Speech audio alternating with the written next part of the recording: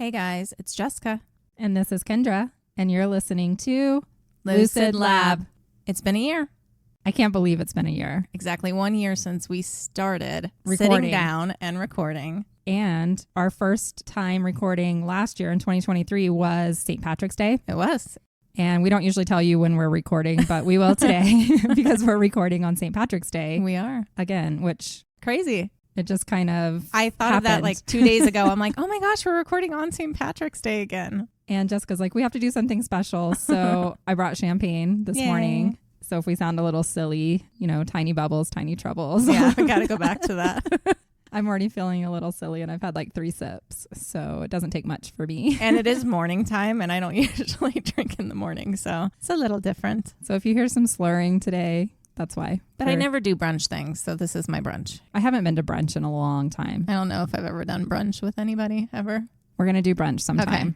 We did brunch in Vegas. Oh, I guess I just considered that breakfast.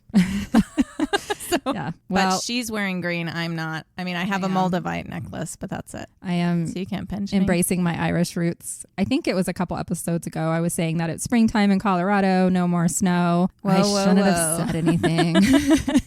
We got pummeled with snow last week. Not fun. If you're on TikTok, you've probably seen videos from Coloradans posting their levels of snow. I think in Netherlands, it was like 53 inches. ridiculous. I was supposed to get a massage. I haven't had a massage in like 3 months. I finally arranged to have one, and my massage therapist texted me Friday, and she's like, I'm stuck in my house. She lives up in the mountains, and she's like, there's 3 feet of snow in front of my driveway. I can't get out. I'm not going anywhere for a while. So I didn't get my massage, which is sad.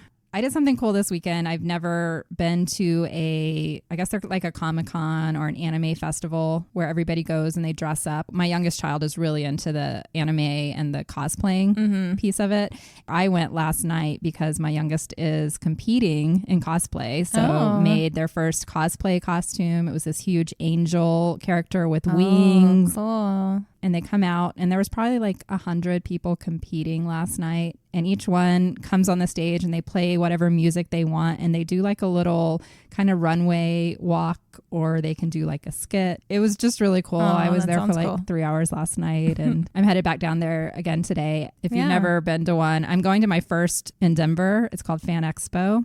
Oh, you're going to stay downtown? Yes. Okay. We just rented the room, but I was going to tell you that one of the guest shows this year is Charmed. So it's going to be Rose McGowan, Shannon Doherty, and Holly Marie Combs. Oh, so cool. All 3 of them are going to be there. Last year, there were a lot of good guests, and they're just now starting to announce who's going to be there. So I'm pretty excited. If Vampire Diaries, any one of them are going to be there, you should come. Go.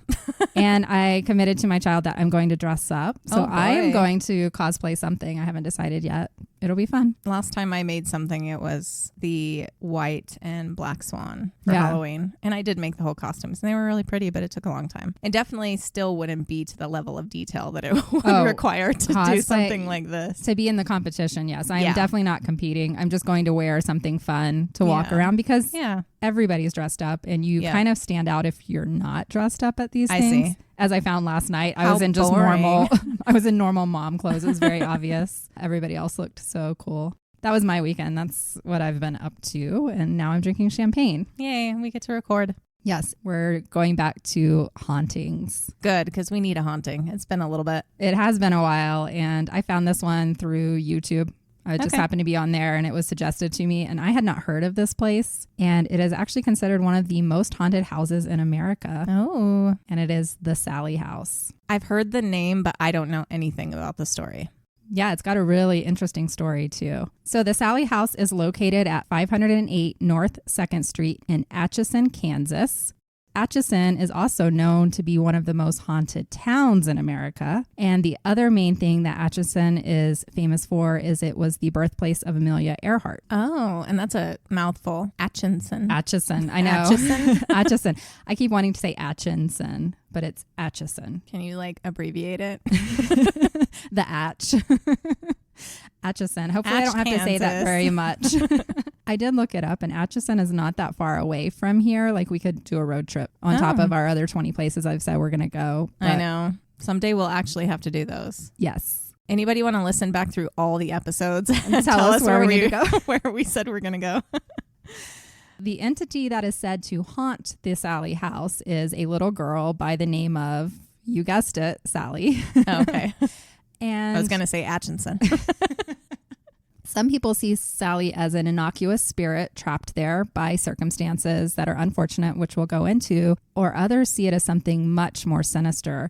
Some believe that the Sallie House is actually haunted by a demonic force, and one that could be disguising itself as this little girl named Sallie. And even possibly Sallie is there and there's another force holding her hostage, along with some other spirits that have been seen. So this house is pretty interesting. So whichever one of those you believe, and I will provide details and you can decide, I guess, for yourself, but really you'd have to be there, because every person has a different experience. It has become a large attraction over the last 30 years for paranormal investigations. This has been on many, many shows, which I'll go through some of the things that paranormal investigators have found there. And then tourists are able to go any day of the week as well. Oh, okay. We should go then, if it's not that far. I don't know if I want to go here after reading everything. Or not. I'm a little afraid. There are so many people who have visited as skeptics who now believe and don't ever want to go near this house again. Oh, so there's some darkness. With my stuff. I don't know. Yeah. Be careful what you wish for is what a lot of people say when it comes to the Sallie House. And I just watched something recently. Oh, gosh, I don't remember the name of it. But it's about this little kid and his parents are really cruel, but they were actually hiding his sister or something. But we find out that his sister is quite demonic herself. I don't think that's how they're trying to portray it, as her as this spirit. But that's kind of what I think of when you're talking about someone pretending to be a little girl. Yes. And that's creepy. And I've seen stuff like that. This seems to be, to me, in researching this, I always go in as a skeptic because it's just the way that my brain works. There's some pretty compelling things here. Hauntings are hard for us because we both believe, right? But we're very skeptical in the beginning. We just are every single time we talked about stuff. And we're not trying to be like Debbie Downers when it comes to the whole, paranormal stuff that we want to chit chat about, but it just ends up that way. But we do both believe. And I, as you know, if you've listened to this podcast, I have a lot of my own stuff. Right. I believe in it. I've never had personal experiences. I kind of want to have one, but after reading this and hearing from other people who are in the same boat as me, that they're like, I think I believe, but I want to see it. When they went to the Sallie House and saw it, they're like, never mind. I wish I had never asked for this. So I think a good place to start, because I already said that Atchison is also considered one of the most haunted cities in America. Let's talk about Atchison. I keep saying Atchison. Is it Atchison? Sorry for whoever lives there. I know. I want to say Atchison too. Actually, when I was doing a lot of searches on the city, I kept typing in an extra N and it, pops up and says, do you mean Atchison? I'm like, yes, that's what I mean. So Atchison is the city seat of Atchison County, and it is in northeastern Kansas on the Missouri River. So it's actually a pretty town. It's right on the water. Very cute from the pictures that I have seen. It started as a French trading post during the Lewis and Clark expedition years. And then it was founded. This is not a great story on why it was founded as by most places white people. In America. It was founded in 1854 by a group of pro-slavery settlers. They were wanting to settle this new territory at the time in Kansas and bring it into the Southern slave group of the Confederacy, I guess. Okay. So it was named after the leader of this pro-slavery group. His name was David Rice Atchison. And he was a U.S. senator from Missouri. I wish we could rename a lot of places. This is one that should be renamed. Yeah. So this was an important town because it was right on the Missouri River for trade, obviously. And then also it became a big part of the railroad, and it had a stop through Atchison. They thought at one point it would be the capital of Kansas because it was so big in trade, and they competed for it. I was reading about how they decided the capital, but Topeka got more votes for whatever reason, and Atchison kind of slipped into where it is today. Because Topeka is a cooler name. Maybe. It's probably something to do. It sounded like politics, like whoever lived there, who had the most money. And I don't know the history of the name Topeka, so I don't either. I didn't have time. I didn't have time to look into the whole Kansas history. But Atchison was a shipping point for the local agricultural products produced in Kansas. And then there was a college that was founded there in 1871, and it's the Benedictine College. It is a Catholic private school, and there are a lot of stories even about that being haunted. I'll get into here in a minute. And then I already brought it up, but the most famous thing is that Amelia Earhart was born there. Her childhood home is now a museum that you can visit in Atchison. Of course, Catholic schools are going to be haunted. Shit goes down in Catholic schools. We know that. And I do know that because my mom and her sisters went to Catholic schools, so I can talk about it. So Atchison right now, as it sits today, is around 14,000 people. So it's not a very large town. Okay. I grew up in Belton, Texas, I think I've talked about, and it was around the same size. And I know how small that town felt. So 14,000 is not that big. Everybody knows everybody kind of a town. You know, you want something like that sometimes, but then no. No, I don't want that. don't want that. And interestingly enough, the town I grew up in had a private Baptist college in the town too. Private things just scare me. How did Atchison become the most haunted town in Kansas? Like, why this area? And there's a couple of theories behind why it might be so haunted. Some believe it's due to the fact that Atchison is built on a large amount of limestone, which we know can keep and store spiritual energy. Ooh, okay. Some believe that limestone has trapped spirits, and those spirits are able to move freely throughout the town. And that's why when I start listing all of the places that are haunted in Atchison, it could be the same spirits moving from location to location. That is one of the beliefs. That's interesting. And it's also why when we get into the Sallie House, you might have a benign spirit show up sometime, and then another time a demonic force appears. It's like a highway underneath the city of limestone. Yes. Interesting. And there's another theory even beyond the limestone, and that has to do with how the land was used before the white people came along, because we know that America was covered with indigenous people long before the French and the Spanish and whoever else came here. So Atchison was a Native American town. It was a main hub for the Kansas tribe many years before Mr. Pro-Slavery showed up. Not much is known about this tribe other than the fact that they were brutally wiped out. At one point, there was only I was reading, I think it was around 300 of them left, and they all went to Oklahoma and joined the tribes there because they were savagely wiped clean through smallpox invasions. And then the horrible history of us wanting this land. Land grabbers. Yeah. That's why we can't ascend. It's so fucking sad. Yeah. And I honestly tried to find more information, and it was very vague on what exactly happened in this area, probably because a lot of bad things happened. We know that this was a main hub for them and that they had sacred spaces here. And we know that there's probably many buried in that limestone. And savagely taken from life, you know, so bad energy stays behind. So before I get into the Sallie House, I just want to list off quickly some of the other places that you can visit in Atchison. They actually have a entire haunted history tour. They have a trolley that you can take. It's a haunted town. So this haunted town has about 8 different locations that you can visit. Oh, wow. One of them is Atchison Street, and it was once known as Ferry Street, and it's where back in the day, locals would board the ferry at the landing of the bottom of the hill of this street.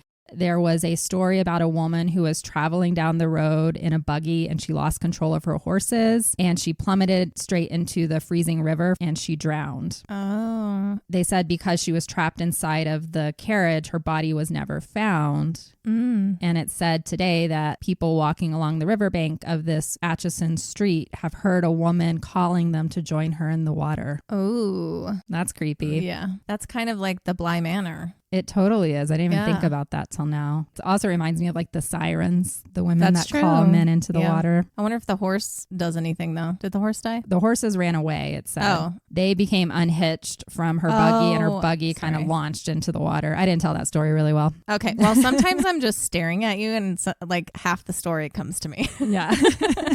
Another place you can visit is called the Gargoyle Home, which sounds creepy in itself. It's also known as the Wagoner House. And it was rumored that the Wagoners accumulated their wealth through a deal with the devil. They constructed gargoyles in honor of their pact with the devil. Oh. This was in the late 1800s. And it was said that the house is afflicted by an evil curse because of these gargoyles. And there's a story that there was one homeowner who bought the mansion and wanted to remove the gargoyles, and he fell to his death while trying to do so. Oh, they're up high. They're on the outside of the house. Okay. There have been people who have visited and picked up paranormal presence there.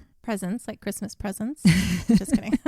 There's also Jackson Park that you can visit, and it is supposedly haunted by a woman named Molly. She supposedly moans and she sometimes screams terrifyingly, and it can be heard throughout the park around midnight or later. Moaning Molly. Moaning Myrtle. The story for Molly is she was a beautiful young woman and she was found dead in the park the day after her prom. Oh. She was found hanging by her neck on a tree with badly torn clothes. Oh. So it sounds like an assault. Allegedly, she and her date had argued the night before, and when Molly exited the car, her date drove off and left her in the park. It was never determined if her death was by her own hand or if it was a murder. Why would her dress be torn? Yeah, it sounds like somebody got a hold of her. Many witnesses have also claimed to see a ghostly figure hanging in the tree where her body was discovered. You can also visit North 3rd Street. Legends of this home say that a woman named Nellie died alone. She was elderly and a single school teacher. Supposedly, when the house was sold and the new owners began renovating, it did not make her happy. The thought is that she came back to avenge her house that she loved. I mean, that makes sense. That's a story told again and again and again. It's their home and they don't want to leave and they don't like you touching it. It makes sense that it would be an old woman that lived alone because that was her space, her sacred space. Yeah. There's also Riverview Drive home where there have been several strange occurrences reported, such as the television and stereo mysteriously turning on at full volume and noises from rooms where no one is occupying them. There's no real story behind that. They don't know the history for Riverview Drive, but several people who have lived there over the years have reported paranormal going-ons. They need to start listening to what the television and the radio are saying. Maybe the ghost is trying to say who they are. Once again, if you believe in the floating spirits, it's not necessarily somebody who lived in that house. It could just be a spirit that happens to be under that house from who knows when. Right. Yep. One of the other big ones in Atchison is the Glick Mansion. And I don't want to go into a lot of detail on this one because it could be an episode on its own. Okay. It has a lot of brutal history in the house, so I'll just tease that and say that's another place you can visit. Maybe even a mini episode now that we're doing those. It could be. It is a bed and breakfast now, so you can stay there. Another place that's super haunted is the Benedictine College that I already mentioned. There are several stories from students who live in those dorms that were built in the 1800s and seeing things in their mirror. I have one story about a young girl. She was, I think, on her sophomore year, and she woke up in the middle of the night and she saw someone rifling through her things in the closet. Ooh. And she was like, hey, what are you doing here? And then the person just mysteriously disappeared. That's kind of creepy. Very creepy. I'd be like, I got to go home now.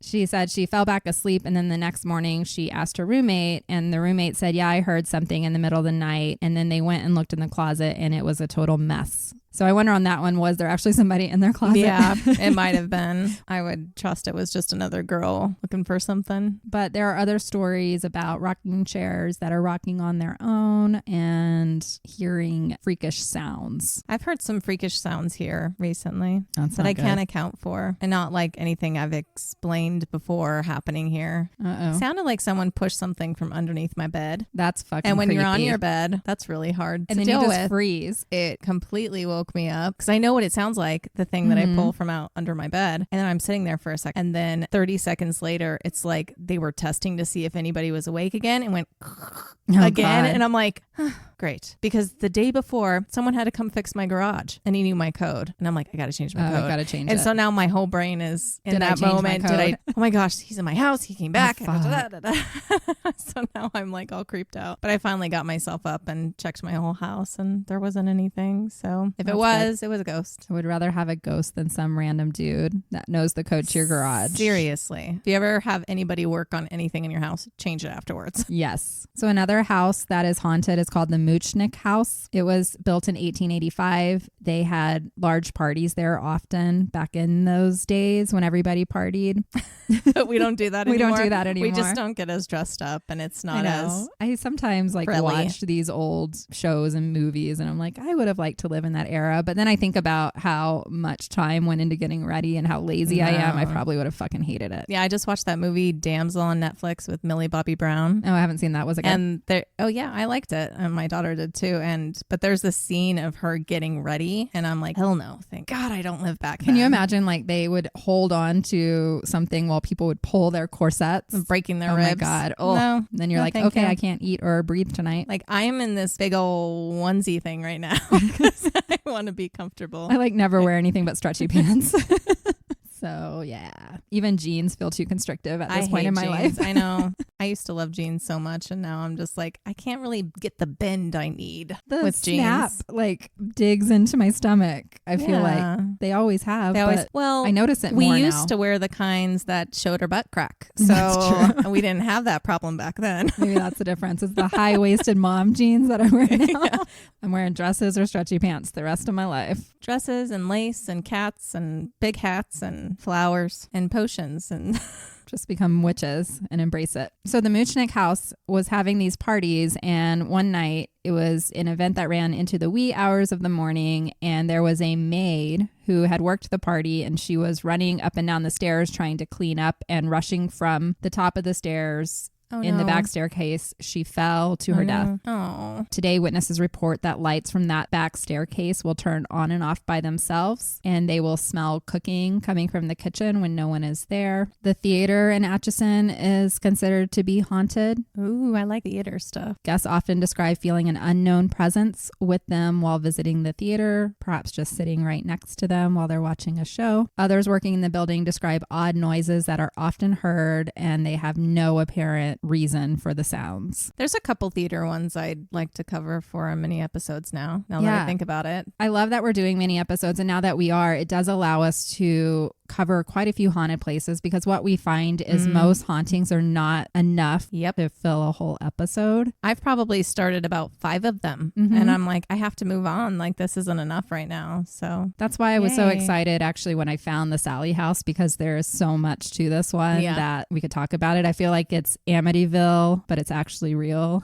right, of exactly. what we found out. So the last place I'll talk about before we get into the Sallie House is there is the Santa Fe Depot. So the train station, that's actually where you start the tour to take your trolley. So there's the ghost of Hangman Bill that reportedly haunts this depot. And back in the day when he was a young lad working on the railroad, he had a habit of hanging from freight that was being loaded on and off of the cars, and it got him killed one day. Oh no. When the cable carrying one of the loads snapped and he was crushed. Yikes. So today at the depot, staff reports hearing the sounds of footsteps coming from above, even though the depot does not have a second floor. So I guess he likes to climb on the roof. Ugh, I don't like those kinds of death. Anything having to do with like while you're working or something with machinery or those it takes scary. me back to the Queen Mary, because there were several deaths there that were workers. Yeah. After reviewing all of these, this brings us to what we're talking about today and the most famous haunted place in Atchison, and that is the Sallie House. Events that have been witnessed by visitors to the Sallie House over the years include objects in the home that are reportedly moved by unseen forces, an apparition of a little girl who has been seen by both visitors and those who have lived in the home, sounds of knocking and disembodied voices. Mysterious fires are said to be started by the home's ghosts. And this one is pretty interesting to me. There have been physical manifestations by the ghosts in that past tenants and even visitors have left the house with scratches and have been burned by the ghosts in the home. Okay. Footsteps have been heard running up and down the stairs. There have been a lot of electrical malfunctions. When we have these paranormal groups going in with all of their equipment, they'll have it ready to go, and then they'll go to use it and the batteries will be completely drained. There's also stories of those who go in to take pictures with their phones and the cameras won't work, or you'll go in with a fully charged phone and it will die while you're on this 1-hour tour. You hear that a lot with stuff like this. Yes. Investigators have also reported being touched and grabbed by unseen entities. And then one of the most interesting, and I actually got to see this on video, is they bring spirit guide dogs in to these places, and there's certain areas the dogs will not go into. So there's certain dogs that are trained, I guess, to be sensitive to paranormal, and you can see these dogs refusing to go into some of the most active areas of the Sallie House. And to me, that screams dark energy. Yeah. You see stuff like that on TikTok when people are like, my house is haunted, and people won't believe them, but it's the ones with the dogs who are growling towards nothing. I'm like, get the fuck out of there, because this isn't a good thing. No. But, money. We're stuck where we are. That's what's Yes. shitty about things. But I trust animals. So many psychics have visited the Sallie home over the years, and they have confirmed the presence of spirits dwelling in the home, and many have actually communicated with them. Many skeptics have come to the Sallie house and have left as believers, going, I don't have a way to explain that. Mm-hmm. We have visits by paranormal investigators that have provided audio, video, and photographic proof of paranormal activity here at the Sallie house. The house has received coverage on several television networks, including A&E, the Travel Channel, the Discovery Channel, and the Sci-Fi Channel, as well as various national publications and radio outlets. I can't believe I've never heard of this place. When I started researching it, I'm like, how have I not seen this? Because there's an entire world out there, Kendra. I know, and I don't have time to watch all these shows like I used to when I was in college. What's going on at the Sallie house? We gotta go way back and talk about the history of the Sallie house, how it came to be, and who may have originally lived there and died there and is now haunting.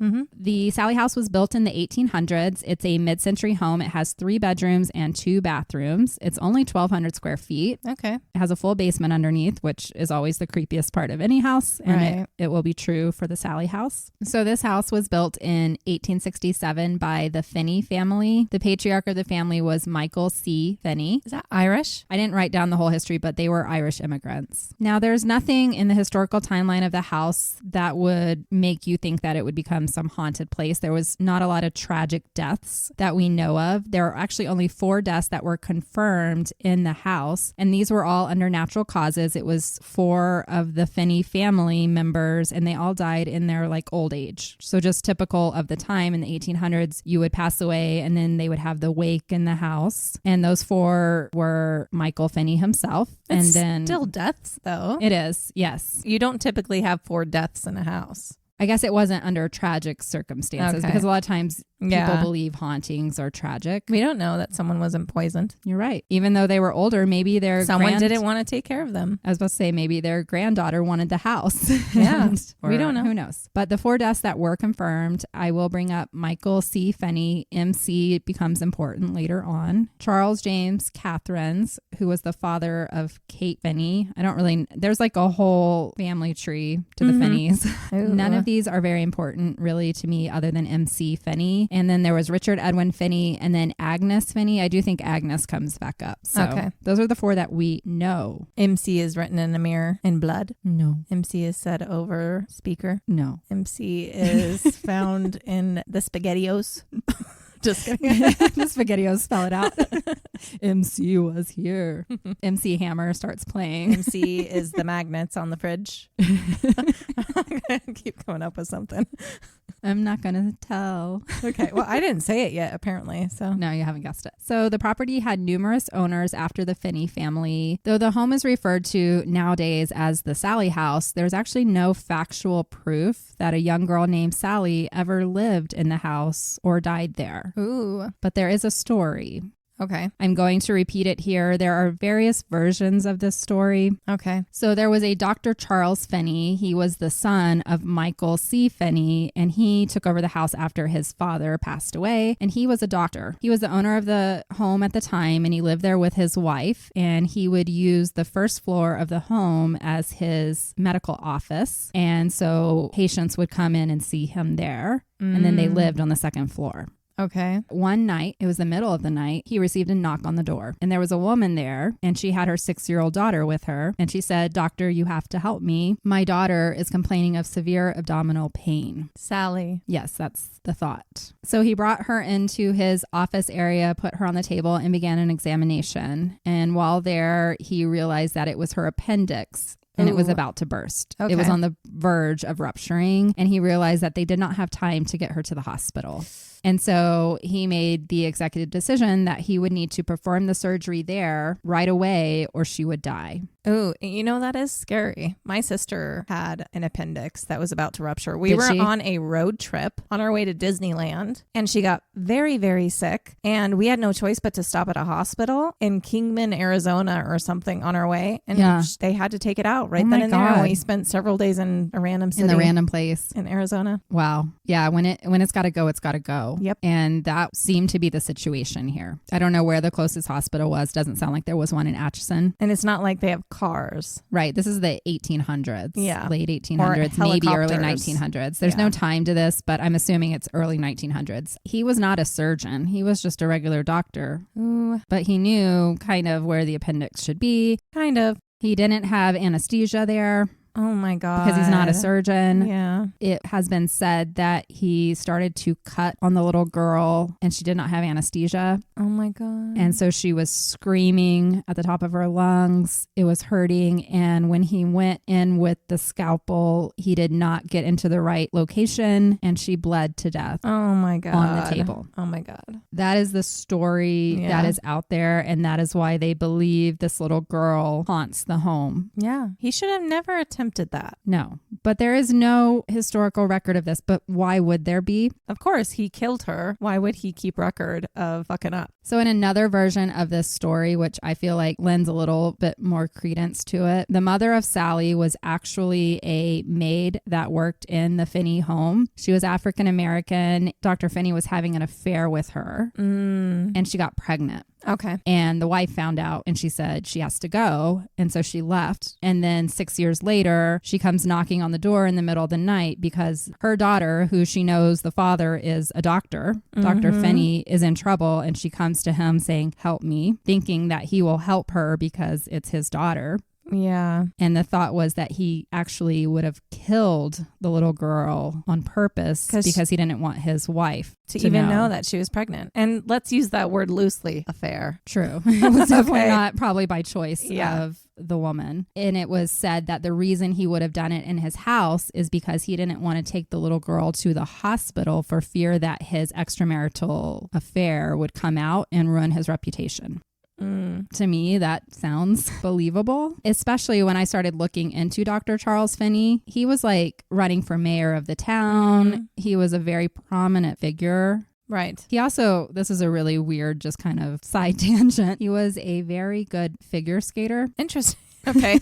Interesting. And he would compete often. And many of the times he would compete, he would dress as a woman and compete in the women's figure skating. Oh. Don't know what to make of that, but I did find that when I was researching and I thought that was very strange. And that's documented. It is very strange. I don't know when it started that women were allowed to act as women, but, you know, because men acted as women for a very long time. True. In plays and stuff. But so maybe that was the case, but it sounded like he had won all the medals on the men's side and then decided to start competing as a woman and was very convincing when he would dress as a woman. He was pretending though. Yeah. Like he was like, she's like the manning it.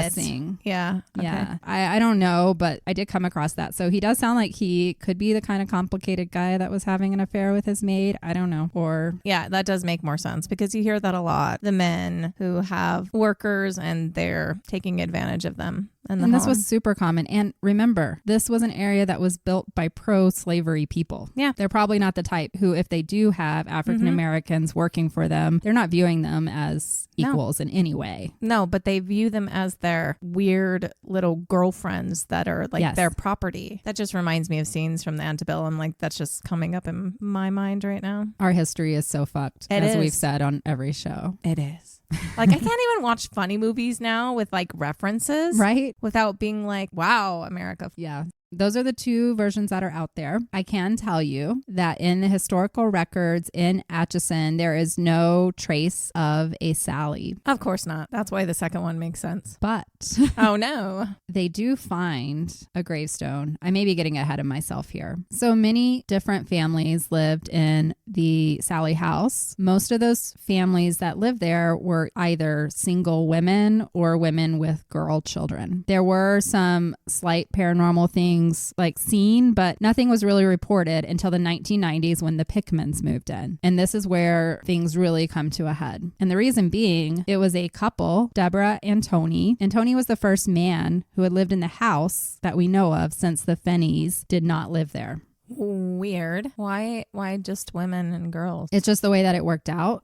The house had sat vacant for a while. It was a rental property, and then it was purchased by a man named Les Smith, and he actually bought it along with several other houses in the area as just investment properties. He was just buying up older homes that had sat for a while to rent out. Okay. And so Deborah and Tony came to the house as renters. They were very young, and she was pregnant with their first child, and it was a house that was bigger than their apartment because it had 3 bedrooms, and they felt like it was a great place. It was the right price. It's right on the water too. I don't think I mentioned that before. So it's a pretty location. Yeah. And they were excited because it was their first house. They're in their young 20s. They're about to have a baby. But yes, Tony was the first man to live in the house that was not part of the Finney family. And that's when the story of the hauntings really began. And so we're in 1992 at this point. Because of men? Because of Tony. So the thought is that Sallie, if she is the little girl and it's the story that we told, she was killed by a man. Yeah. In a very brutal way. And so therefore she doesn't trust men. And we'll see this throughout the Sallie House hauntings. And especially when it comes to the physical manifestations, it almost exclusively happens to men. Interesting. I have a lot of other faces on my face right now. But So we have a man-hating ghost. A man-eater, man-hating ghost. The only time that anything came out that the public knew about was from the Pickmans. But once they start talking, we hear stories from people who lived there before. Yeah, because you can't seem crazy. You can't be witchy. Remember, this is a small town. Everybody knows everybody. And in the 1990s, we're at 14,000 people nowadays. Back then, it was probably only 7,000 to 8,000 people. Right. So it was even smaller. And we'll even see this with Deborah and Tony. They don't want to come forward and say that they're experiencing some of the things they are because they don't want to be called crazy. Mm-hmm. And it's very religious. I should also go back. It's got the Benedictine college there. The Bible Belt? Yes, exactly. Most people in that town probably do not believe in the paranormal. Which is so Church stupid. ladies. I have never understood religion, how you can't talk about ghosts, you can't talk about demons. I'm it's in the Bible. You talk about spirits all What the time. What the fuck are you talking about? You're right. I don't understand. It doesn't make any sense to me. So they moved in 1992, and the paranormal activity in the home began very slowly. They would have lights going on and off. They didn't really have an explanation for it, but it's an old house. Yeah. You don't think much of that. Mm-hmm. They also had a landline phone, which everybody did in the 1990s, and they reported the phone would ring quite often, and they would pick it up and there would just be static. And there would be other times Tony would pick up the phone to call someone and it would be just staticky. But then 2 minutes later, it would be working fine, which was just weird, but you can't really say it's paranormal. They're not thinking anything other than old house, old wiring. I mean, they are new. They could be getting pranked. Who knows? Here we are, skeptic. Always. They did have a dog, and they said often their dog would just be in the house looking at nothing and start growling. Mm-hmm. And they had decided, because they were about to have a baby, they were converting one of the bedrooms upstairs into the nursery. And for whatever reason, their dog would never go in that room. Ugh, this kind of reminds me of my daughter's room. I heard so much in her room, but it was the only room I had the option of putting my daughter in. At your other house? Yeah. As she grew up, I didn't experience it as much, but there's definitely things there. But what do you do if that's the only place to put your kid? And that's kind of where they were. It was probably the larger of the 2 extra bedrooms. Yeah. Or it had the best view. Well, and it's Who knows? upstairs. You're not going to put your baby downstairs. Well, there's no bedrooms downstairs in this house. So the way that it's set up, there's 3 bedrooms upstairs. There's the master and then the 2 extra bedrooms. Then downstairs is a living room, kitchen, and the parlor. Okay. I don't know what you call it. And then from the kitchen, there's a back stairway down into the basement. But the basement's unfinished here and looks creepy as fuck. I have pictures I'll share. Even when they're finished, they're creepy. Basements just have a vibe. Yeah, because there's no natural light. And usually the ceilings are lower. I think it's that. Yeah. And if you believe what is going on in Atchison, this basement is carved out of the limestone, right? To build a basement there. Ooh, this is like Ghostbusters. You just need to put them all down in that basement. Lock it up. The basement is where a lot of activity happens nowadays, and I've seen pictures of the basement and I'm a little creeped out myself. Okay. I would have probably locked the door to the basement so nothing could come up. Anyways, it started very calm. Just these things they couldn't explain but weren't really taking seriously. I will say that Deborah does believe in the paranormal, always has. She's never had a paranormal experience before moving into the Sallie House, but she had always hoped at one point in her life she would. So she's kind of like me. Yeah. Tony, on the other hand, grew up very religious in a Catholic school, and he did not believe in ghosts or spirits moving in. Well, That's kind of the dynamic we have there. When the stuff is going on in her mind, she might be like, well, maybe it's haunted. And he's going to be like, no, it's an old house. perfect movie. It's the start of a movie. I'm surprised there's not a movie of this, actually. I mean, I'm sure there might be movies. So Based far, on it. it sounds exactly like the start of a typical haunting movie. So this activity had started about a month after they moved in. It was mild, but then it started escalating a little bit. They started feeling cold spots throughout the house. And as they started putting the nursery together, they set out lots of toys. They would notice sometimes that toys wouldn't be in the place where they left them. You just start kind of discounting yourself. Like you're like, I feel like I put the teddy bear there and now it's on the other side of the room. I probably just forgot. Right. And that's kind of what they were doing at first. But it really escalated after the birth of their son. Maybe the spirit in the house did not like that there was another child there, or was it because it was a boy baby? Whatever it was seemed to be centered around the nursery. Deborah told many stories of her putting the baby to bed, turning out the lights, of course, because the baby's sleeping, and then the baby would start crying and she would go and open the door and the lights would be bright on. And then she said there were times she would definitely turn the lights back off, calm the baby down, go back downstairs or go into the master bedroom, and then just a few minutes later go back in and the lights were bright on again and the baby's crying. So it felt like something was specifically messing with the child. Like you hear that a lot too. And there's a lot of movies based off of fucking with children because they're sensitive. They see this stuff. Right. It's just a demonic, messed up spirit or whatever. Like who's wants just like, to fuck with the baby. Exactly. Because they can. They're like, ooh, you can see me and I can mess with them because you can see me. They corroborated this with neighbors, and some of the neighbors would say, yeah, we noticed that light was on all night or throughout the night or would come off and on. So it was happening often enough that they would move the baby out of the room sometimes because they needed a night's sleep. You know, you're a new mom. And so does the baby. Yes.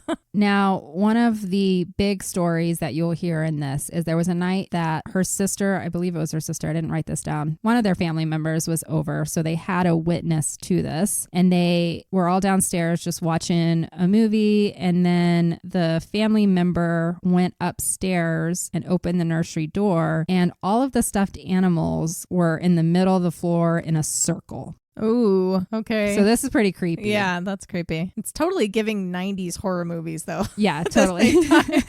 They were like, who did this? And I guess they had been out earlier the evening and Tony was like, it's probably my brother playing a trick on us. So they put all of the animals back on their little shelves where they were supposed to be. And then they went back in there and they had moved back into the circle. Oh, so okay. That was when they were like, what the fuck's going on? E.T. They actually had a witness with them, albeit a family member if you want to be skeptical. There was also a story, and I believe it was Tony's brother that was with them at the time, and they were in the living room and they said a teddy bear started floating and spun around 360 degrees. So for whatever reason, the ghost really liked the stuffed animals. I mean, they're fluffy.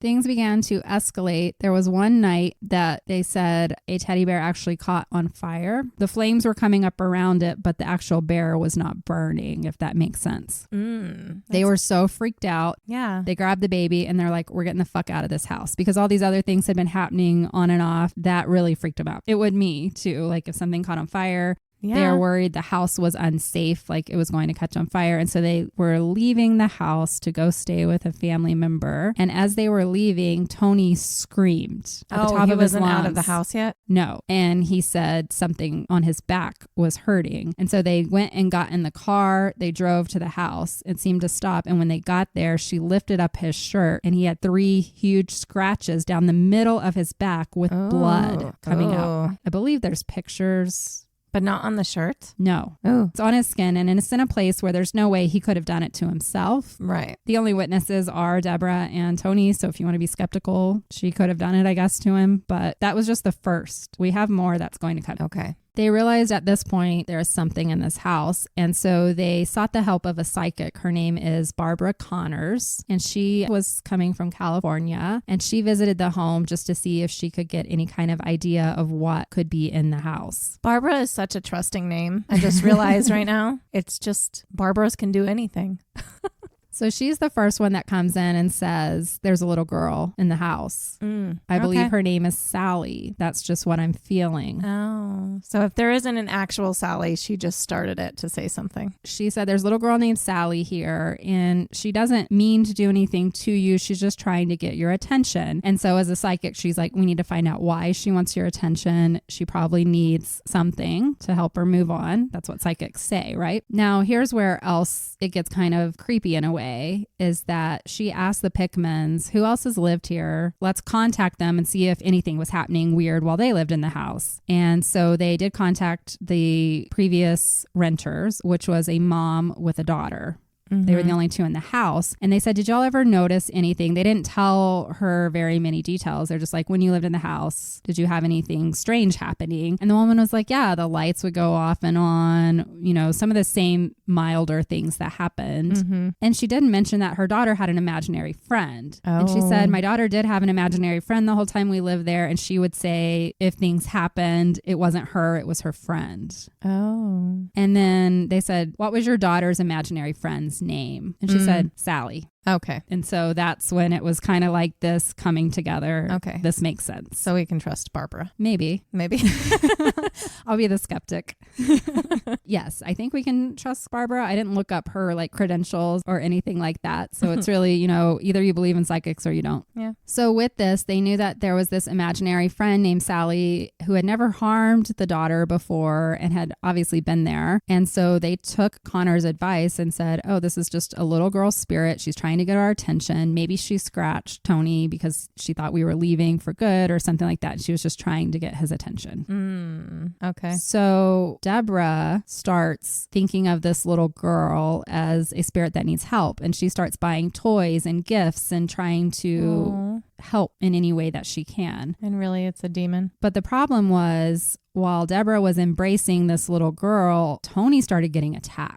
In very vicious ways. He tells of stories waking up in the middle of the night, feeling biting towards him on his toes, like under the covers. He would feel scratching and he would wake up covered in scratches. That's total demon stuff. Biting of toes and fingers. And I've had finger stuff and toe stuff happen to me. That's not a little child messing with you. And there are pictures of all of these scratches on him. And it manifests one day. He's downstairs in the kitchen. The other thing I guess I should say is that they work different shifts. So I believe Deborah worked during the day and then Tony worked at night. So they were like sleeping. They were never like home at the same time together. Okay. And he was home one day about to go to sleep and he had made a drink in the kitchen and he said he turned around and he saw in clear form a little girl standing in the doorway of the kitchen. And it freaked him out so much that he like dropped his glass and it shattered everywhere. And he drew an image of the little girl that he saw and they took it to the daughter of the woman who lived there before. With her friend. Yes. And actually, they didn't even show her that picture. They asked the little girl to draw a picture of her imaginary friend. And then they compared her picture to the picture of the girl he saw. And they're very, very close. Same clothing. Like a little, think of a little apron dress. Like Alice in Wonderland type of a dress. Okay. So that was more reason. Skin color? She's always shown as a little white girl. Okay. So yes, if you go back to the story of if it was like the love child of him and his maid. I mean, you don't know how genetics work. Exactly. It can be very light skinned. Yes. And a lot of people who believe in the fact that it's a demonic presence said that it would present itself as a cute little blonde girl because that's the most innocent looking. You can also get that. Believe,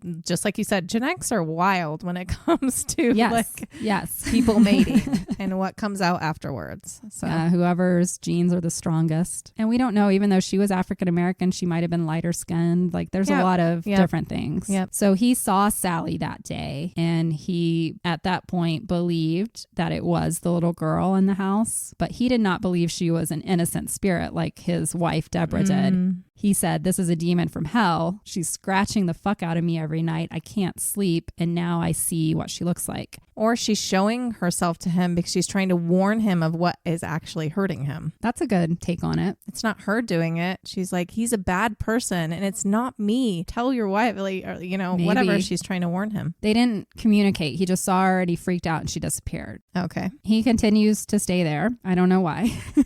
A lot of people question this. Deborah says, and I'll read some interviews with Deborah later. Deborah says they stayed there because they were in a lease. Yeah. And they didn't want to sound crazy. You don't go to your landlord and say, I'm being haunted by a demon. Mm-hmm. My husband's being scratched. Like, they just had a baby. They didn't really have anywhere else to go. They had put down deposit money. There's a lot of reasons why you wouldn't move. And sometimes you wonder, am I having a nervous breakdown? Is this why I'm experiencing things? I can't uproot my family. We don't have the money to go get another place. We can't get out of this lease. Like, you go through all of those emotions, I'm sure, and you can't just immediately leave. And Deborah also talked about, you know, she just had a baby. She had the postpartum hormones in her system. She wasn't getting a lot of sleep. So I think they did discount it for a while. Like, this is just whatever. What really, I think, sent them into something's going on is when Tony got those scratches down his back. Yeah. Although I think the animals moving and catching on fire would probably freak me out too. So they were still there and he was getting attacked in bed mostly, it seemed like, in the middle of the night or while he was sleeping, if he was sleeping during the day. He did talk about one time waking up and there was a woman, a full-grown woman in the room. And he said that she was very aggressive and very monstrous looking, but she was dressed in like old 1800s type attire. Ooh, I'm just looking at you with large eyeballs.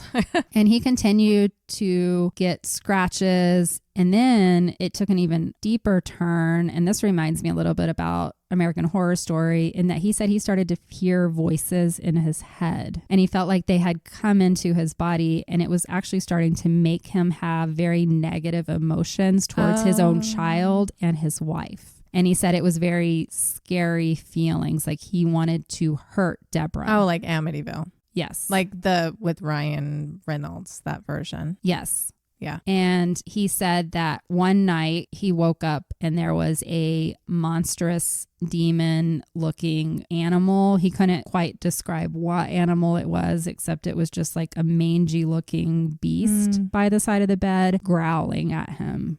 And it did manifest these intrusive thoughts, I guess is what you would call them. They had a cat in the house, and this is, I guess, trigger warning, very sad. He said he felt compelled and like something overtook him and he doesn't remember it. He kind of blacks out and he wakes up and he has stabbed the cat with a kitchen knife. He killed their own animal. So it sounds possession. Sounds like some kind of spiritual possession of him. Yep, definitely something like that. And they always go after the cats because the cats are the spiritual ones. Exactly. And so this was kind of like the final straw, and they did move out of the house. Deborah's like, it wasn't even just Deborah, it was Tony, because he was afraid he was going to hurt somebody. Yeah. And I think it was a very real possibility that he would have hurt his wife or his child. He just killed their family cat in the kitchen. Oh, I feel like, I don't know how long this story's been told, but it sounds similar to a lot of things that have come out since. Yeah, this was 1992. Yeah. They ended up living there for 2 years. So from 1992 to 1994, after this happened and he couldn't sleep, he was like becoming a different version of himself. Deborah said he didn't look like himself, kind of just deteriorated in so many ways. They had to move out of the house. So their lease ended. I don't know if they moved out when their lease ended or if it was before, but somebody kills your family cat, you're gonna get the fuck out of there. I wonder, like, if I was married to a man who killed our family animal, I don't know that I'd want to live next to him for a while. Unless she truly believed. She must have truly believed that it wasn't him and something was happening. Yeah, because he probably acted like normal Tony most of the time, and then other times. Well, and then once they actually leave, then she can base it off of that as well if it stops. Yeah. Doesn't mean it can't follow you. So Debbie Pickman admitted now that while she was taking care of this little girl, Sallie, that she believed was a lonely little girl who just needed help, she now believes that there actually was a demon that was either posing as this innocent child or was holding her hostage and using her Yeah. So that's her theory now.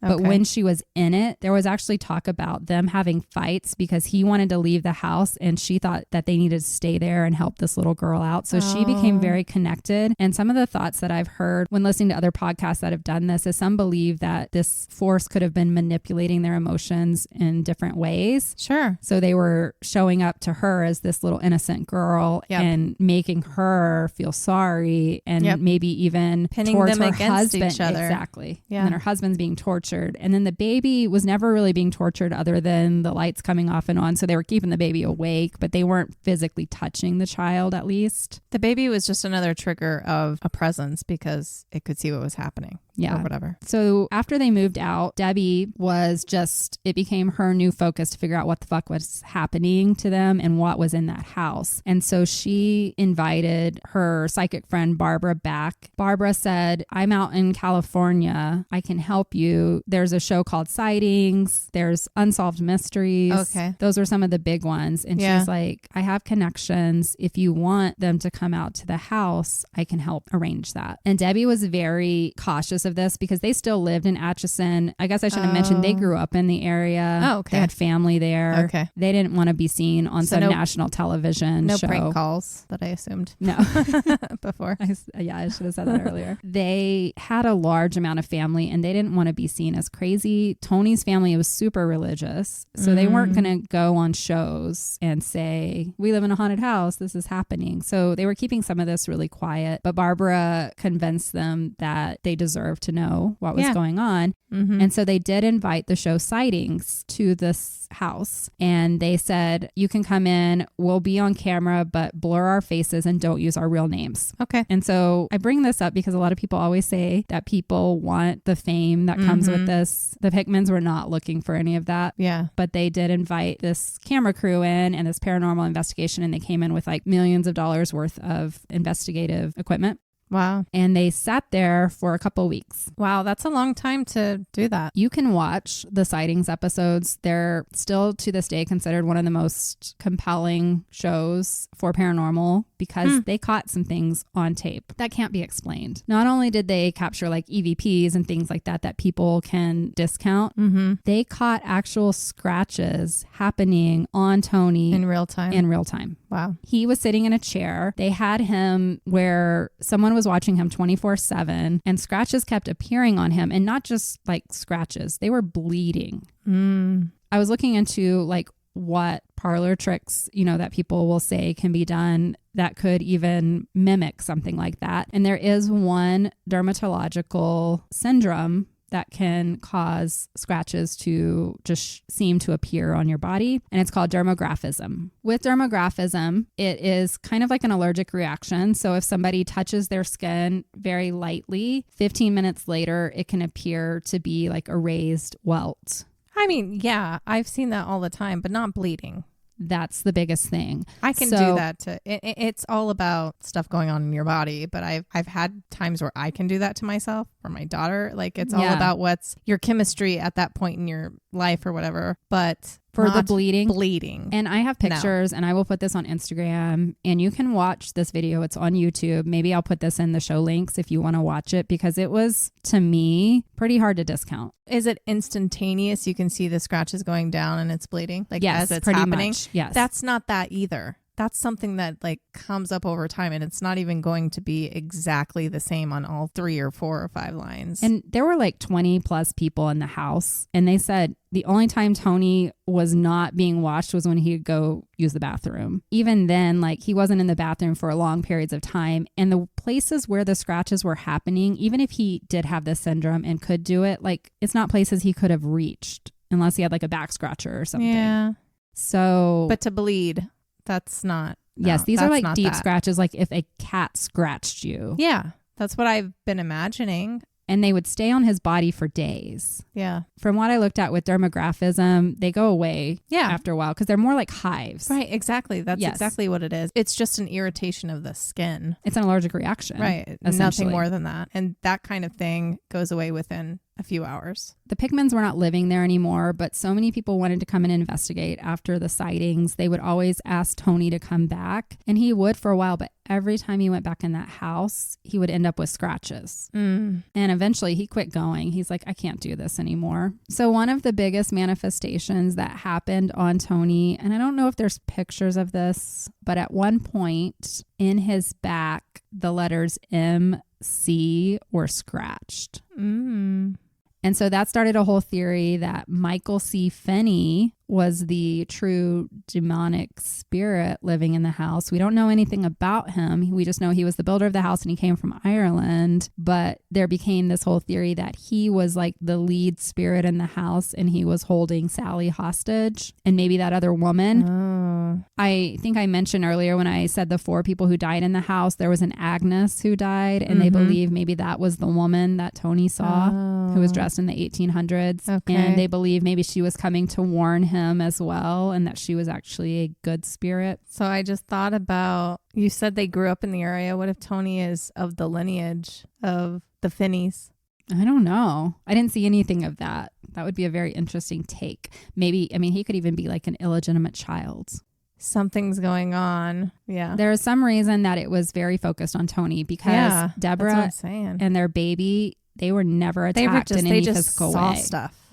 Yeah. There was another story. There was like a Raggedy Ann type doll. They had a birthday party for their child and there were quite a few people there and the Raggedy Ann doll did catch on fire in front of everyone. So that was another story that is hard to discount because several people saw it. Right. During this gathering of paranormal investigators coming in, Peter James, and I actually mentioned him in the Queen Mary episode. Peter James was the one that came in and found the little girl by the pool. Okay. If you remember that. He came in and he saw Sallie. And this was before the sightings episode aired, but he came in and he walked into the house and he said that he saw a little girl standing at the top of the stairs and that her name was Sallie. He said that she died in the house and they went and did an investigation in the local graveyard. Oh. And they were just looking everywhere for the name Sallie and there was no Sallie, but they did find one gravestone way on the edge of the local Atchison cemetery. I can't remember the name of it. And it was a very old gravestone and it was kind of weathered.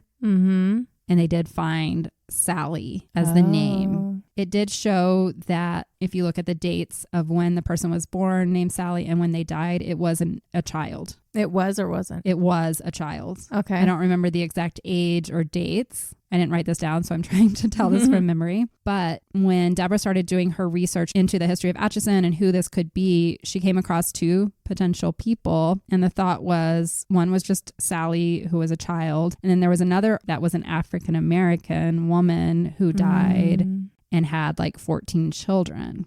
Wow. Could this have been the maid that showed up? Is it possible that he killed both of them? And they were buried together here. So there is speculation about that. And we don't really have answers. Right. But there is a headstone there. And people, I believe, can still visit it today in Atchison. And it does say Sallie. But there is no historical record to who this person could really be. Wow. Deborah also did write a book, and you can read a book all about her account of living in the house. It's called The Sallie House Haunting. Okay. Deborah and Tony do interviews still to this day, and there's a lot out there. Several podcasts have sat down with them. I listened to several with them, and they come across as very just normal couple. I don't feel like they were seeking fame or anything that people always accuse. Okay. They're still together. They're not Amityville. They are still together. They've been married a long time now. At least 30 years. I think they still just have the one son. They work with paranormal investigators. They've returned to the house several times. They will not anymore. Tony has said no more.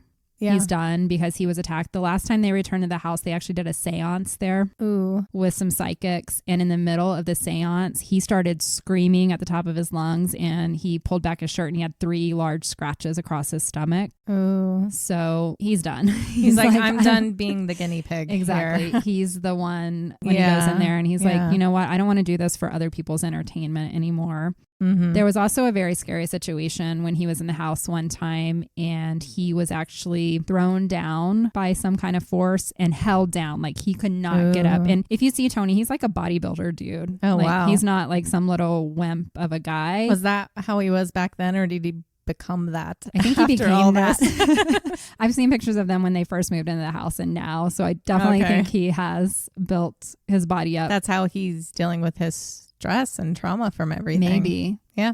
But Makes he sense. was held down and could not get up off the floor. And that, I think, also scared him to the point that he didn't want to be in the house ever again. Okay. And you're going to hear this from some other stories when I talk about other paranormal investigators that have gone in there. Whatever entity is in this house has some kind of way about them that makes people never want to go back to this home. It does lend to the thought that maybe it is demonic. It always makes me wonder about the people who work there. So in some of these interviews, there was a question to Deborah, why did you stay there?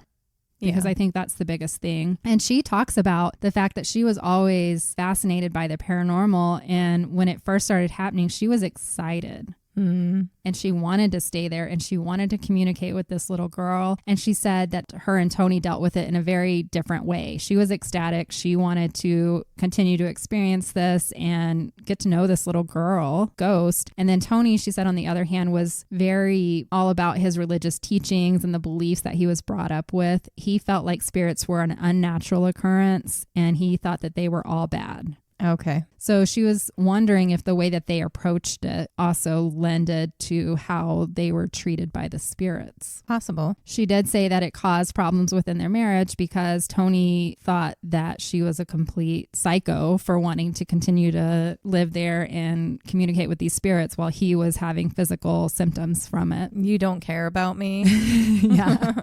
It's just like, this is my one chance to I don't matter. connect. And she said that there was something about the little girl spirit that kind of brought out the maternal side of her. Oh. And that maybe does feel manipulative. It does. Or maybe that little girl really was needing help. Yeah. And she saw Deborah as her way to get away from whatever, if it's Michael C. Finney or some other demon that has her trapped there. Yep. It's kind of scary when you think about it. The only other thing I want to say about her interview is people ask her about why she would have gone out and looked for national TV shows to come in and that she's been accused of making money. And she said very clearly, money was never a factor. And she said, in fact, it was never even offered to us in the beginning, and that she's done a lot of public speaking and things for free.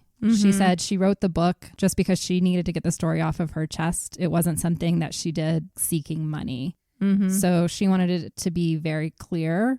She also brings up the fact that they didn't want to be seen, that they had their faces blurred for a reason. She's like, we're not out here seeking money or fame from this. And she said, if you knew Tony, you would know that he's kind of an introvert. He's very private. And she was the one that had to convince him to let people come in to do the stories in the first place. So I don't get the impression from these two people that they were out there looking for it. We discounted the Amityville. I don't see that with the Sallie House. They still live in Atchison in a very modest home. Oh, wow. Okay. That's a long time to stick around in a small area. It's where they're from. Yeah. It's where their family is. They're not leaving, but it is good for those who want to come and see the Sallie House. The Pickmans are there, so a lot of people are able to interview them. So with that, I want to talk about what happened after the Pickmans moved out of the house and where it is today. So Les Smith still owns the home, and for a while he did rent it out. People knew at that point it was haunted, and he got a call about a woman who was living there alone, that someone, I guess, who went to visit her, that she was doing something to his property, like not taking care of it. And so he went in just to do like a landlord would do. And he said the house was a complete disaster, and like the carpet was torn up and the railing on the stairs had been destroyed, falling off or whatever. But the most disturbing thing he found when he went in the house is down in the basement. Oh, she digging up, looking for bones?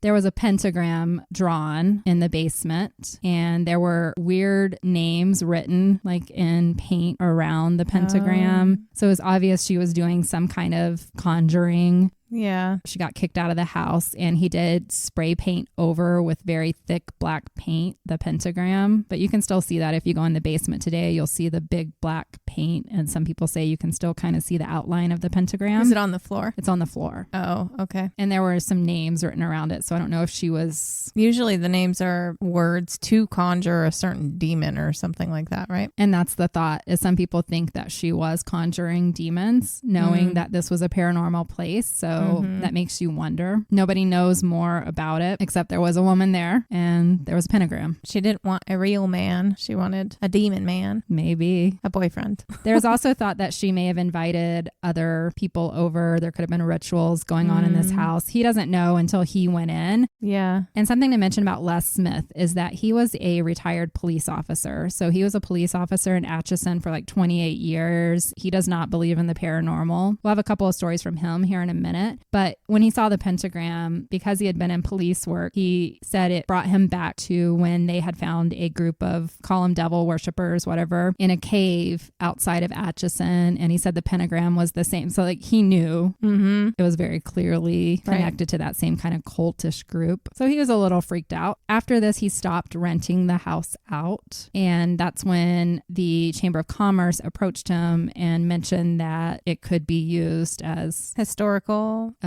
home or part of the Atchison haunting tours. He didn't really open it up for the public at this time. He had been approached by so many paranormal investigators and TV shows that wanted to come into the house that he was able to really kind of, I guess, cover his rent that way, is just having people come in and stay at the house and do investigations. Okay. So that's what happened for the next few years before it became this tourist attraction that it is today. There is one group I will mention. Okay. His name is Tim Wood, and he runs a website called livesci-fi.tv. He's controversial, but I'm going to bring it up because it is something that they did find in the house that could lend to something going on there. So they were there in 2011 doing their form of investigation. He's controversial because they're the type of group that every house they go in, they find something. Oh, so people think that they might do some of the fake things to make. Right. But what they did find in 2011 at the Sallie House was a sweater that was covered in blood, and it was in the attic of the house, hidden underneath insulation. Okay. What was known about this sweater that was found is that it was from the Sears and Roebuck Company. They were able to ascertain that it came from the 1970 to 1996 time frame. There were puncture holes in the front and back of the sweater, and there were blood stains concentrated in the lower stomach region of the sweater, both back and front, and there were blood stains on the right elbow. Did Tony kill someone in the first month and that's why the ghost is after him? You said till 1996. Yeah, it said it could have been made anywhere between 1970 and 1996. So that was found, and that's not something you can discount. And why was it hidden under the insulation? Another group, not even Tim Wood's group, several other groups have gone in with luminol, blacklight finders, whatever those are called. They found blood splatters in the master bedroom closet. Okay. There's no explanation for it, but did something violent happen at the house? It's also known with many, many researchers that have gone in there that master bedroom closet is a hotbed of activity. When you're doing EVP readings or something sounds or there. Feelings, it's one of the strongest locations in the house.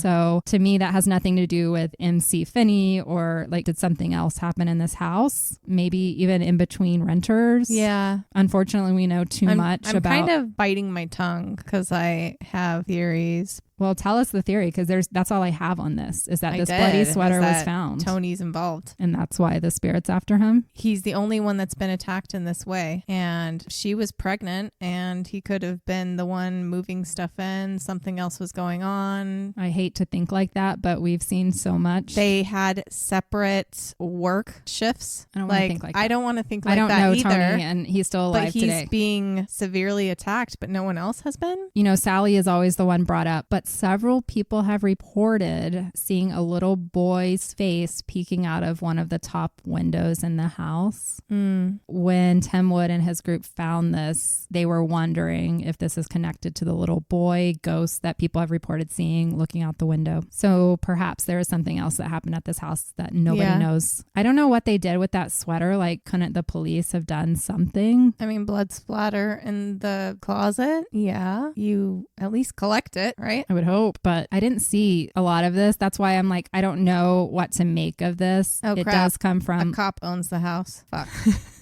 Now we just opened up an entire other Why can does everything of worms. come back to true crime and little kids? Oh my God. I don't have a lot of details, but I came across it several times while researching, and I gotta bring it up. We don't know. Anyone missing in Atchison that no one's talking about? Doesn't even have to be from Atchison. It doesn't. Missing people every day.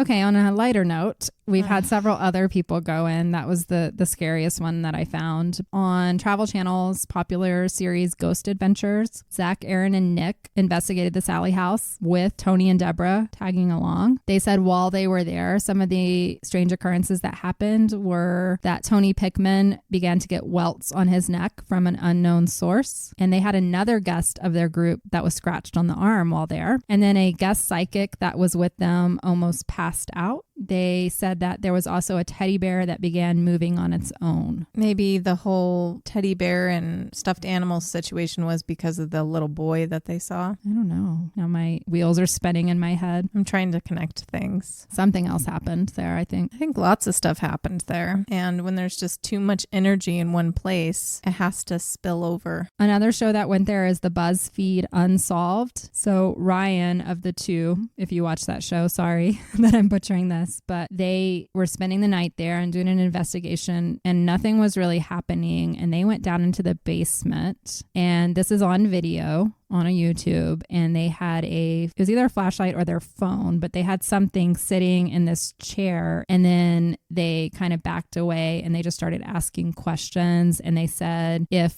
you are here, turn on the light or turn off the light. I can't remember which one it was, but they were asking it to do something, and they asked several different questions and nothing happened. And then the last time they said, is there a demonic entity here that wants to make its presence known? And that's when the light changed. And Ryan felt something like touch him. He left the house and he said he will never, ever, ever, ever go back to the Sallie House. And the way he talked about it was like with real terror. There is a belief that in the basement near where the pentagram is, or is covered up at this point, but it's still there, there is a unfinished kind of crawl space area. And I think I have pictures I can share with you guys. Like, and even it looks like further dirt down. So you're in a basement that has pavement, but there's an area that's kind of like a crawl space with dirt and rocks that you can kind of get into. Okay. It's been said there's a lot of activity there, and they think that's where the demonic force kind of curls up and hides. lives. Yeah.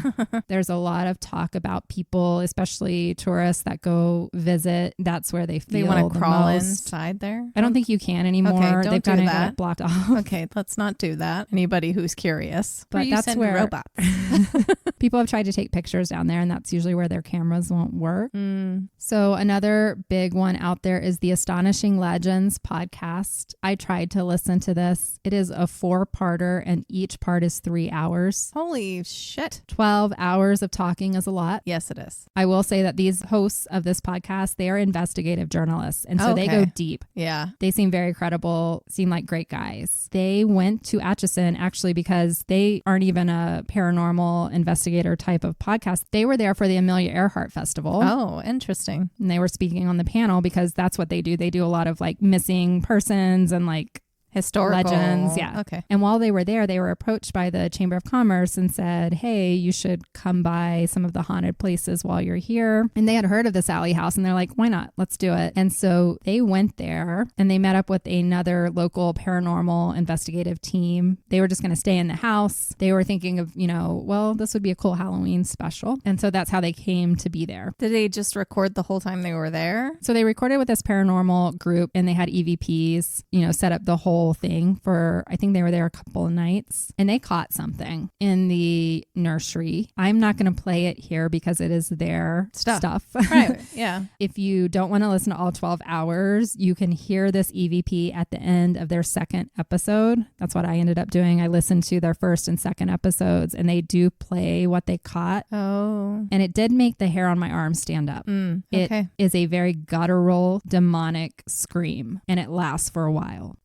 The the way that they set it up, and they did this in several rooms throughout the house. They did it in like every single room. But in this room, they said, if there is anything you want to tell us or share, we're leaving the room now. This is your moment. And then they leave the room, and it was like 2 minutes after they left the room, the screaming starts. Ooh. Just because it's a baby's room doesn't mean it was always a baby's room. No. And we know the nursery is where they turn the lights off and on with the little baby. And if you want to hear something kind of creepy, you can listen to that. They did that in 2018. Oh, wow. That sounds like not that long ago, but that's still 6 years ago. It was a while ago.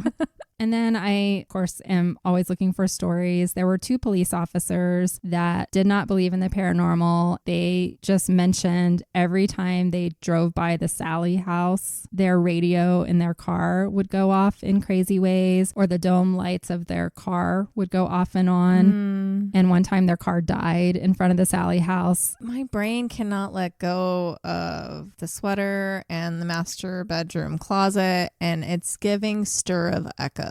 Oh my God, like something so much happened there. And they're trying to get the police officers. And it's trying to get everyone's attention. It's trying to get the police officers' attention specifically because they're just patrolling the area and they're like, there's something about that house. And what if it's less? I'm going to go to jail. I'm going to be taken to court for defamation of blaming people for being murderers. But something happened there. I'm not saying it's one of these 2 guys to try and get the attention. Maybe because it's a small town, whoever these people are know that person who did it. And that's why they're specifically trying to get his attention. Yeah. Like, you know who did this to me. It does feel Stir of Echoes. Or, you know what I'm saying? Something is there that's current. It's not the fucking 1800s. It's now. And that's why it all started in the 90s. Maybe. Since you brought up Les, I want to talk about his stories. He did not believe in the paranormal. He bought this house along with several others. So he didn't buy this house specifically because of anything. But he did mention he's had a few experiences there himself. And after the Pickmans moved out, he went into the house while getting it cleaned up and ready for the next people. He asked like just a question and he said, hey, I'm going to bring in some paranormal investigators. If you don't want anybody in the house, you let me know. And he said, the way you can let me know is to call the phone and let it ring 2 times. And then he left and he came back. You know, he just kept coming back and forth doing renovations, getting everything ready after they moved out. And he said he was there one time and the phone rang twice and he picked it up and it was just staticky and he just hung it up. He didn't think about it because he didn't really remember saying what he did. And he said the phone rang again and he picked it up and it was static. And then he was like, whatever, somebody's just fucking with me. And then he stopped and he let it and he noticed it rang 2 times. Okay. And stopped. And then he said like 20 minutes later, it rang 2 times and stopped. And so that freaked him out. And he actually went to a priest in the town because he's a religious man. And he asked them and he said, you know, I put this out there and then this happened. And he said the priest told him there is something there and you should not be talking to it. Don't fuck with it. He's like, talking to it is inviting it. And so he took those words to heart and he never really tried to do anything again. He takes the path of just kind of letting them coexist, but not interacting with them. Yeah, respecting that they're there, but... Yes. Yeah. He did have one other experience. He said he was there by himself working and he was on a ladder. It wasn't a very tall ladder. And he said something definitely kicked the ladder out from underneath him. Like he felt it. He was like, it was like a person came and pulled it. Yeah. And he fell. He didn't hurt himself or whatever, but he knew something was fucking with him. And this is a guy, if you see Les, he's just like a good old boy cop kind of guy. I don't think he's going to make stuff up because he doesn't want to be made fun of. Okay. And then the last person I'll talk about is Maria. And she is the Maine Chamber of Commerce lady. I don't really know what her title is, but she's the one that goes and maintains the house. Lady. She goes in the house quite often to get it ready in between paranormal investigators coming. And now also with it being a tourist attraction, she's in there quite often. And she has experienced the radio going off on its own. If you go visit the Sallie House today, they actually have a radio that's always playing because it said that the ghosts like music. Oh. She's been in there many times and she said the radio will just stop playing or sometimes it will start blasting at full volume. Maybe they like her. Oh, she's here. Yay, let's turn the music up. Party time. And she's also just felt the presence of something there. She says it's really hard to explain unless you've been there and felt it. Yeah. But when you're in the house alone, there's just a different feeling to it. Mm-hmm. She will not go in the basement. No. A lot of people say they will not go in the basement. I don't know if I would go in the basement here. I can tell you I was freaked out in the basement of the Lizzie Borden house. There's something about basements. I can only imagine it's even worse in I didn't haunted even like houses. my basement, and it was furnished and fine. Creepy shit happens in basements. It's true. Heat rises, demons lower themselves to the ground. I don't know. They're down in that limestone. Exactly. Trapped. They're closer to the earth because that's where they come from. So there are multiple stories. You can actually visit the Sallie House. I think it's under visitatchison.com, and you can see those who visited, and there are pictures and there are people who talk about their experiences in the house. There's a lot out there. These are just a small sampling of what I found when researching. If you want to visit the Sallie House in Atchison, a self-guided tour is only $20. Oh, wow. You get to walk around the house as long as you want. It is a small house. Yes.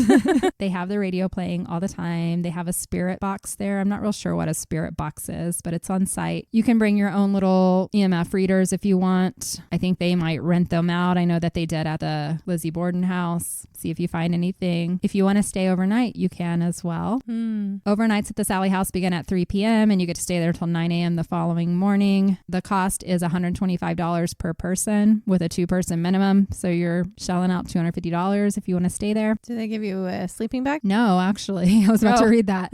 There are no beds in the house, so you have to bring your own sleeping bags, blankets, and pillows to sleep. The house does have a restroom, water, and electricity. Well, that's so good. Kind of like a very stripped down Airbnb. I read a couple that stayed there that it was furnished like it was still in the 1990s. So you have to be at least 18 years old to stay there. For anyone under 18 who's staying overnight, you have to have a parent or guardian that signs for them to stay there. I would not suggest taking a child. No. If you're like 17, 18 and they really want to experience it, that's different. They don't allow you to go in the basement if you stay overnight unless you're part of a paranormal investigation. So they do lock the basement for people who are just staying there. That's good. I think that's probably good. They do encourage, if you're staying there, to take photographs, video, audio recordings, and to share whatever you might find. Do they have cameras on you the entire time? No, I don't think so. There's no cameras that I saw that we know of. I've read several stories. Some people said that they found things. There have been many people who didn't make it the whole night. They left in the middle of the night because they were so freaked out. And then there was other people who were like, yeah, I stayed there. It was just a shitty Airbnb. Nothing happened. So who knows what experience you will get. My conclusion to this story is I don't know if the Pickmans are real, if like what they experienced, but I'm not one to discount somebody else's story. I don't see anything out there that says this was, complete fraud like we saw in Amityville. I feel like the sightings episode in itself is enough to kind of convince me something's going on here. I'm going off of, my own intuition alone. I felt shit while you were talking. Interesting. Whereas I didn't in other things. And that's why I either had to leave them alone and walk away, or I had to tell the story anyway because Amityville was interesting anyway. Yeah. But no, I felt shit while you were talking. So I'm going off of that alone. I haven't seen what you've seen in your research and whatnot, but the history of the place, just the who was there before, after, during, everything where this location is. I don't discredit any of that. And considering the whole town has hauntings. Yeah. And that was something else Deborah said. I think she was one that I had read about believing the spirits moving. And she believes there is this demonic force that moves throughout the whole town and comes into the Sallie House either through that basement or through the master closet.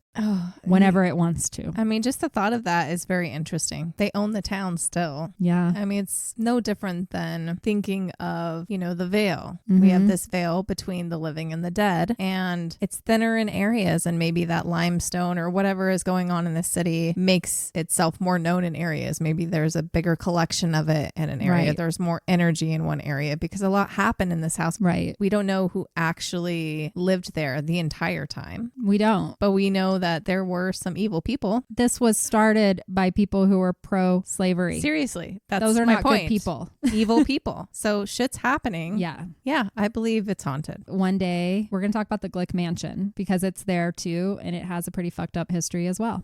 Maybe that demonic entity moves between the two houses. Maybe everyone is related back then. Probably.